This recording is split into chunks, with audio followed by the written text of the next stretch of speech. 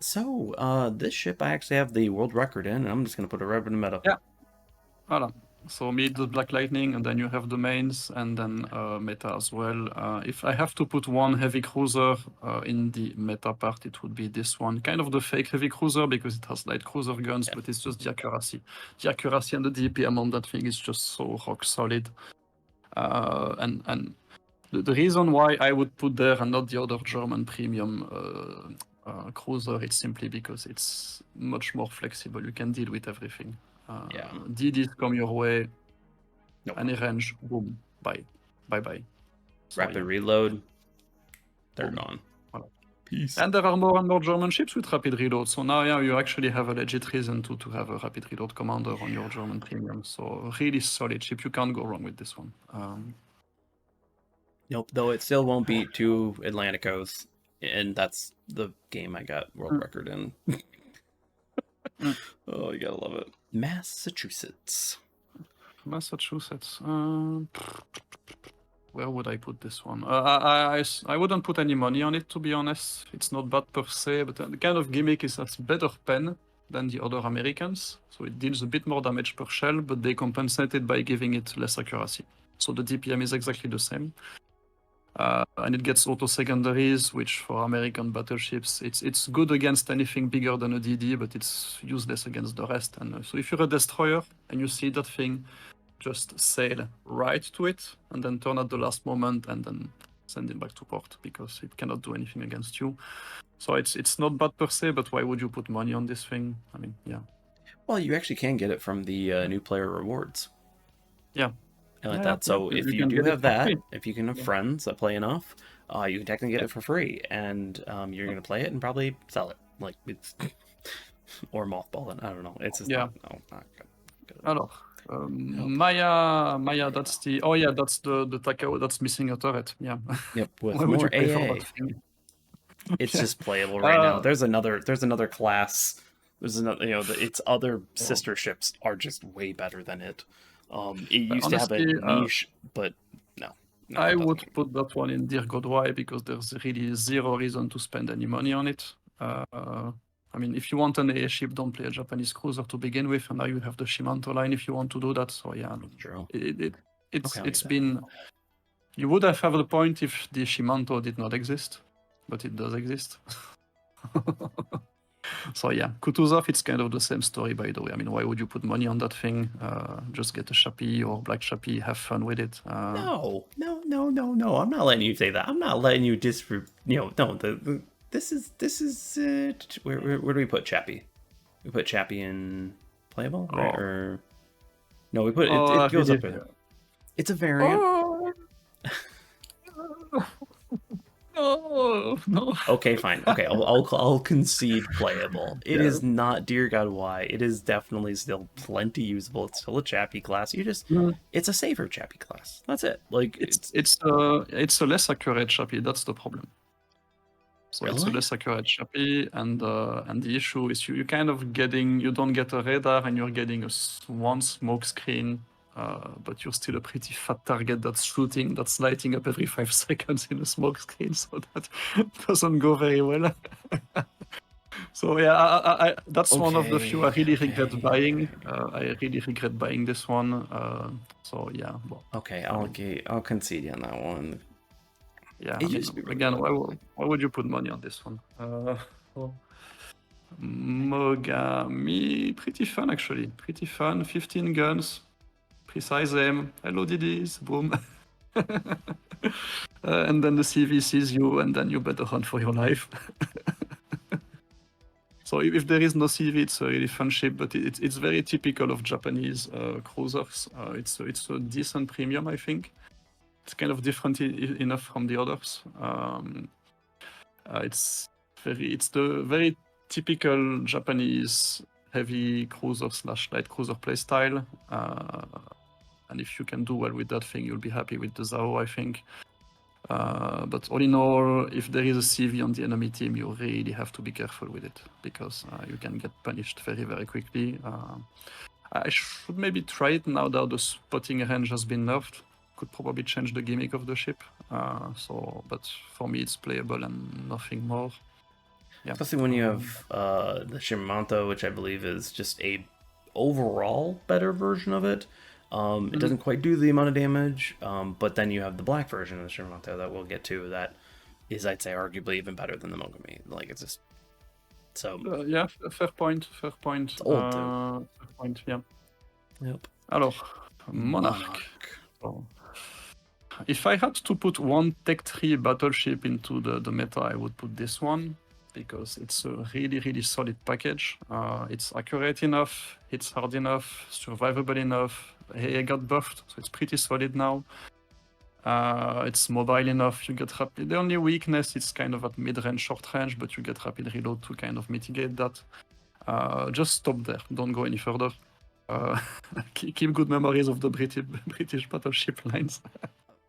It's a really good all-rounder, and it's free. So, yeah. I put it in high competitive. I could agree with that. Where it's a solid battleship, nothing wrong with it. But it's not meta. Like it's gonna get its butt kicked from all of these, and I do agree. It's like if it was a pity vote of like the best tier A BB, Monarch would probably be it. But yeah, that's a little bit rough. Yeah, Black Monarch. What's your thoughts on this one? Because now I hear this, I'm like, I would probably put my money on another ship if I had to buy a premium battleship at tier 8, British. So it wouldn't be this one. I think that's the one that gets the smoke, right? Because there's quite so many of them now. Rapid reload one. Smoke and rapid reload one. Yeah, for me that's really. Yeah, I wouldn't put any money on this one, to be honest. So it's right there with the regular Monarch. It's just as good, just a little bit different in playstyle. That smoke is kind of more clutch than a lot of people give it on this one, because the Monarch is actually quite maneuverable. So you actually can, realistically be in the smoke and not just be easy to hit. But Black Monarch, I view it as a sister ship. It works, but it's definitely, if you're not wanting to spend money, Monarch's right there. Like Monarch's definitely that's there. The thing. So you for me, it's not really a big upgrade from the Monarch. Yeah, you can put your Nelson in it, okay, or whatever commander you have, but or your BT, whatever. So that probably would be the selling point. Put an APCS commander on it and have fun, and then yeah. Definitely. So, Nebraska. Oh, I love the hybrids. Yeah.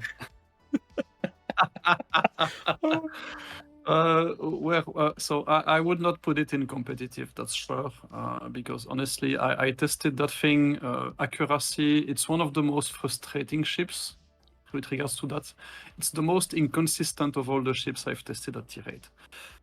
Usually ships with 6 gun, they tend to be like plenty accurate, like the Borodino, for example. They kind of compensate for that, but this one does not compensate at all.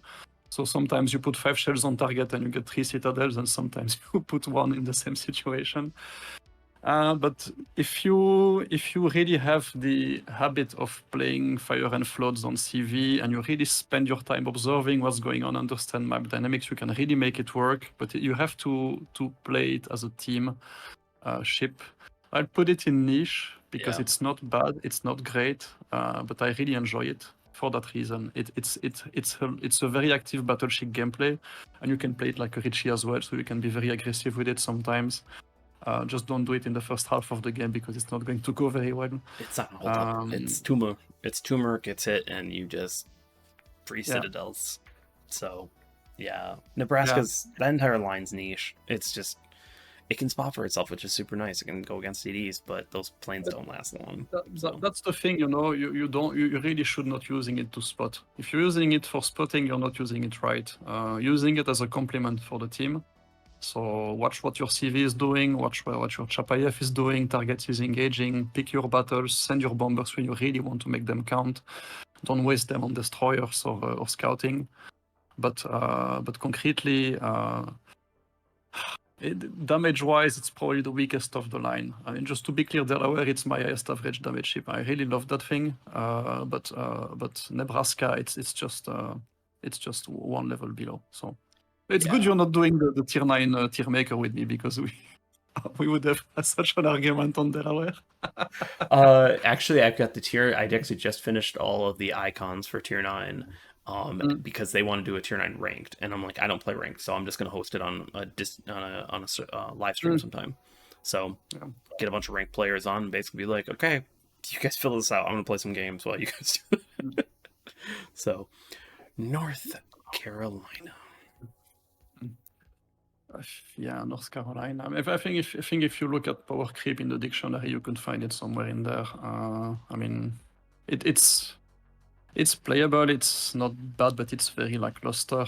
I think it had a gimmick like 3 years ago, but now with all the things that have been added into the game recently, it's just it's struggling a bit. There's no real reason to keep it in your port once you're done with it. Iowa is fantastic, Montana is fantastic, but this thing, it's a bit, it's a transition, but it's not a super exciting one, if I'm honest. So, yeah. Once we get Oldendorf from, what was it, the July one, I'm planning on grinding out the Montana and like that with Oldendorf on there so I can train them. But I'm skipping the North Carolina. This thing is a little bit rough these days. I have Oldendorf on my Black Montana and it just destroys things. It's just, it's highly recommended. It's a lot of fun. But now the black version. And the black one, I mean, again, why would you spend money on it? I think, honestly, for me, it's not bad per se. It's better than in North Carolina, but I mean, just buy an Alabama if you're going to spend money on a tier 8 American BB, and you'll be happy. You can bow tank with it. You will get the it's just a little bit less protected, but it can actually hit things at range. So yeah. I'm gonna, I know if I don't put it in like the tier above North Carolina, I am going to get comment after comment after comment, so I'm putting it in competitive. It's not my... I know DSV is going to shoot me as well, so let's leave it there and pretend we didn't say anything. Maybe you can edit the video slightly, and I'm going to make it easy for you. Black North Carolina, it's amazing. End of edit. I'm so gonna make a short on that. I'm so gonna make that a short. Go buy it. Don't buy the Alabama. Black North Carolina. Ochakov. Yep, Chocolove. Well, we're gonna make friends, but it's what I keep saying to the people that put a lot of love and funny comments on my CV vids. Every comment makes the video more popular. That's good. Go ahead. Keep making the channel more popular. Oh yeah. Yep. Go ahead. So, hey, it all bumps those engagement numbers, which is perfect and great. Like, just leave a message, leave a comment. Let us know how our tier 8 list is going. It just helps our channels out. Yeah, good. Ochakov. I haven't played that thing in a while. Yeah, I think for a reason. No, but I mean, honestly, it's kind of maneuverable. You get smoke, radar, etc. So you can actually play frontline with it. But the problem is, it's kind of supposed to be the DD hunter, but it doesn't really work because you only 8 guns. So I think it's really lacking on the damage output. But yeah, I'm not sure about this one. Maybe niche somewhere. If you're looking for a Russian cruiser, it can be a little bit more aggressive. Maybe that one, maybe a niche. Or an Edinburgh with HE, something like that. But honestly, I wouldn't recommend putting a lot of money on it. Or if it comes with a discount, why not? If you're looking for something a bit more maneuverable, but it's not. It's not. It comes out for like copper. I think it'd be a fine ship. Yeah, well, good. Yeah. That would be a good example. It comes in the shipyard, why not? But don't. It is radar smoke. It's not the low. Radar smoke and maneuverable. So not bad, but less range than Chappie, less DPM than Chappie, less fires than Chappie, 8 guns. So the DD looks at you and says, "Oh, I failed that. Bye bye." So yeah. Yeah, no, right.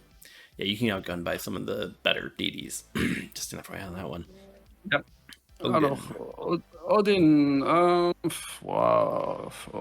there somewhere. If you've put the Warhammer Odin, then you can put the Odin next to it, I'm afraid. So it's low meta. If you get an Atlantico game, it's crap. But if you get a non-Atlantico game, it's a fun time. It's good. Yeah. So it's good. It's good fun. Yeah, it's still good fun, and the Atlantico hasn't made it irrelevant. So it's still fairly solid. Yeah, I like it. I still play mine from time to time. Oh yeah. Ognevoy. Oh, it's been a while. It's been a while. It's okay. I mean, it's okay. I don't know if it should be somewhere between playable and competitive. I wouldn't. I'm not sure. It's the next playable. one certainly good. competitive, but it's this one is good.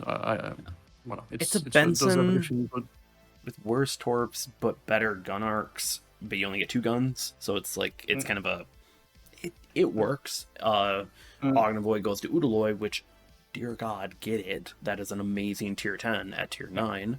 So it's get it and stop there. That's my advice as well. okay. Holland. Holland. Holland, I'll put it in playable as well. It's a lot of fun. It's really nice. It's one of my favorite ships. If you like pew pew pew all game long and then poo poo poo torpedoes, that's it. Well, so it's a start. Like I enjoyed Skane, I did, but I think looking back, I probably just had easy games. Oland, I didn't really love. It was kind of that tier 8 is tier 8 kind of thing. But Oster and Holland are in a fantastic shape right now, and highly I'd suggest them. But yeah, it's just playable at tier 8. If it just had more torpedoes, I feel like it would be doing a lot.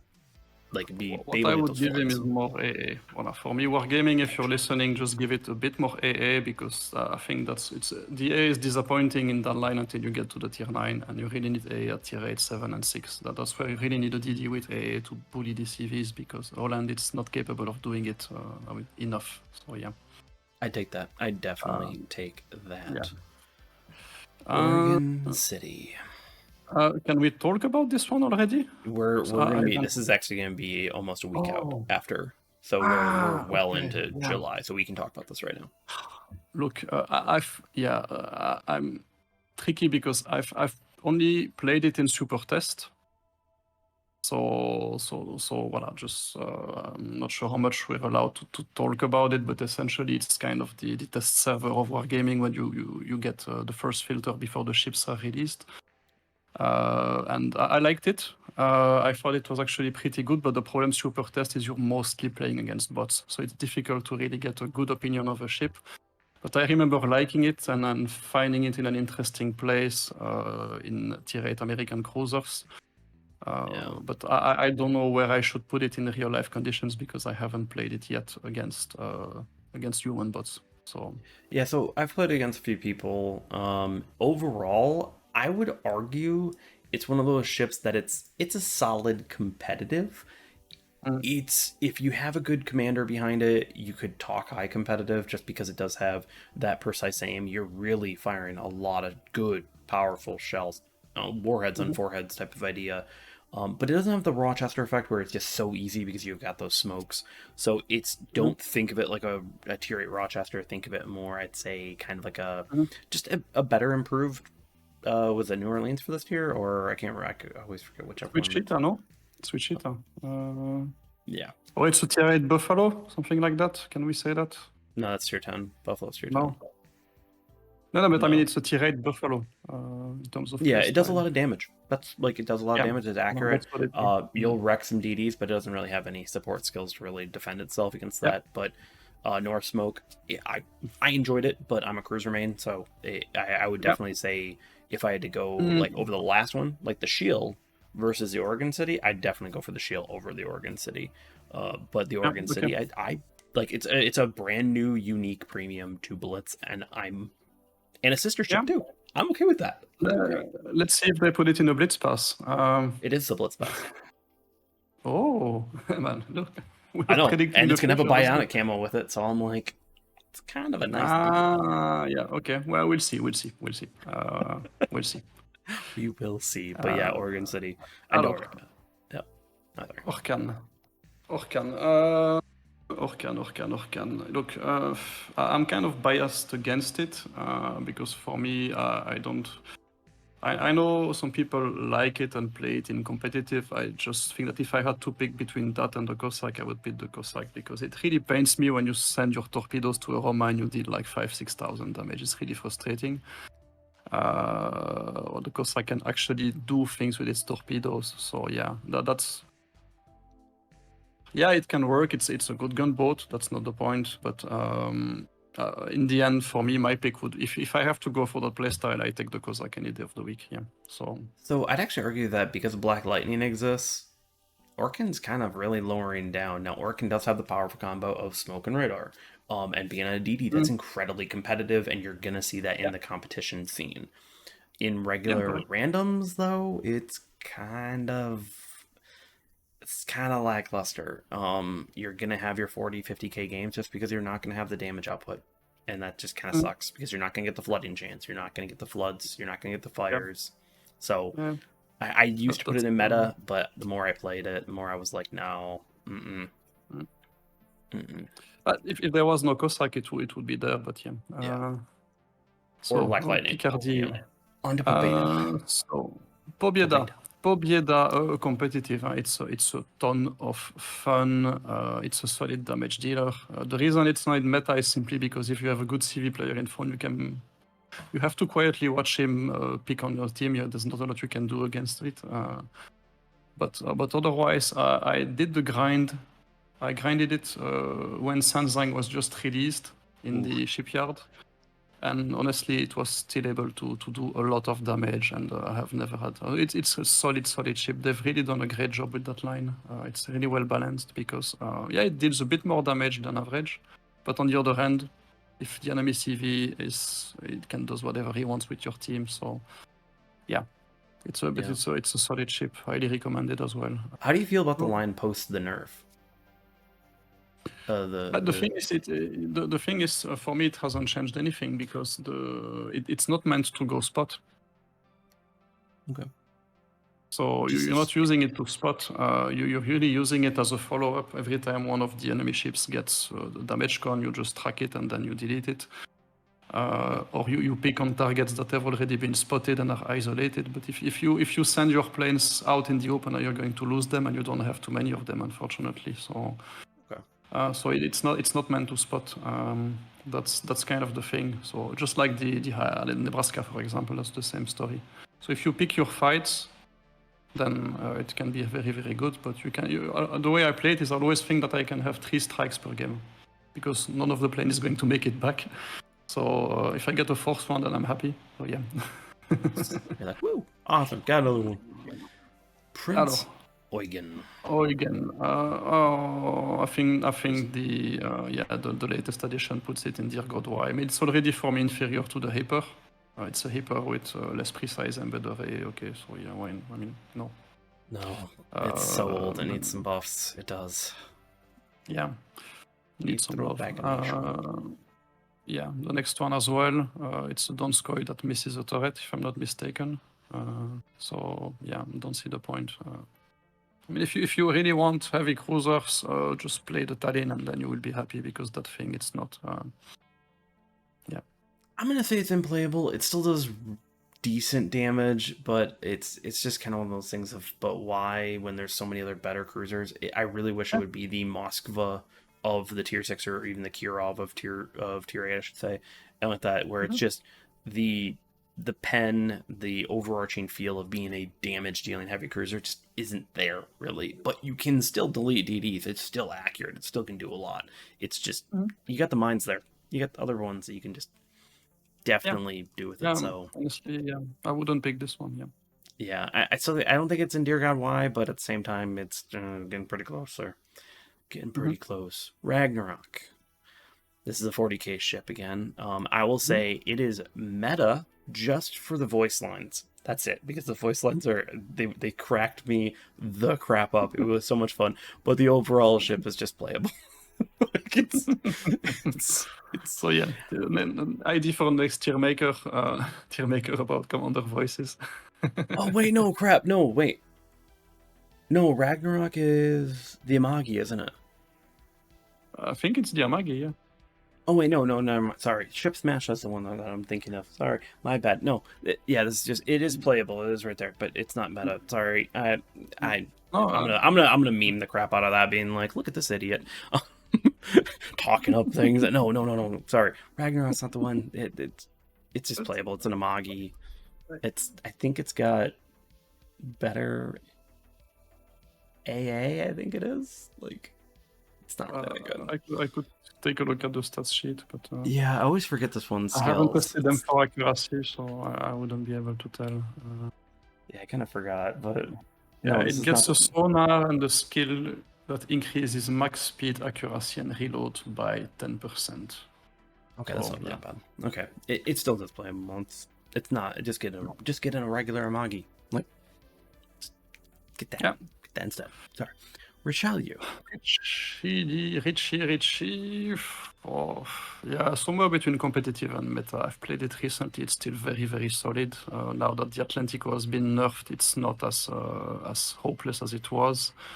But yeah, it's still very good. I mean, it's a very, very good ship. Can get into positions very quickly. It just, you just wish that there are not too many DDs on the enemy team, and then you'll be good. So yeah. It's age though. It used to be the top of the line with the Roma and everything like that, but now it's showing its age. Though it did have a really good deal a little while back. It was going for that, the space camo, and the GK space camo for like 14,000 gold, and I was like, it's really not a bad deal. Like, if I didn't already have the Richie, I would have been like, that's a pickup. That would have been a good one. But yeah. Speaking of Roma, so Roma up there. Yeah, it's still it really feels like cheating playing this one. So that's really point and click. The guns are so accurate, so the shell arcs are just so perfect. You don't need to lead anything. Just pick the place where you want your shells to hit, and they go there. And then if you need something dead quick, pop the rapid reload and enjoy. It's just. So, guys showing you broadside, go ahead, please. I will say, I do believe they've slightly nerfed it in the past. I don't know when it happened, but it doesn't feel like it gets as many citadels. It still hits hard, but I do feel like they did nerf it a while back. I could tell you because I've retested it recently, and I don't. The accuracy was not as good as what it used to be. In the first series of tests I did, but it's still rock solid. I mean, it's still very meta. It's just I just noticed that that 5 was the battle honors of 5 citadels in a game kind of can be a little bit rough to get. Kind of be a little bit rough, but and yet we all have it. So. Well, I had it when it was perfectly good, and all of a sudden 5 citadels was an average game. Yeah.